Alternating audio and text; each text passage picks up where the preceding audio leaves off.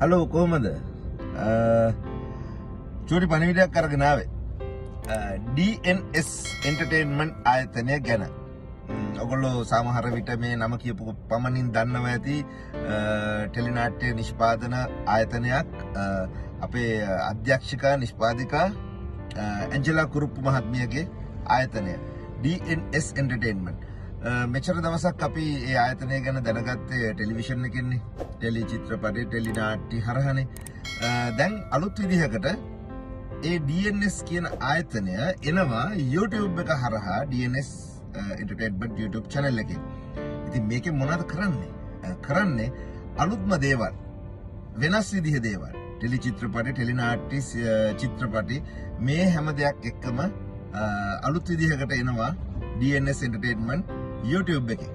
ඒ වගේම subscribe කරන්න අමතක කරන්න එපා DNS එන්ටර්ටේන්මන්ට් කියන YouTube channel එක. bell icon එකක් ගහලා තියාගන්න. එතකොට ටක් ගාලා notification එකක් එනවනේ. ලස්සන නිර්මාණ. කොන්දේසි විරහිතව කරපු නිර්මාණ එයි එළියට. ඉතින් ඒක විශේෂ දෙයක්.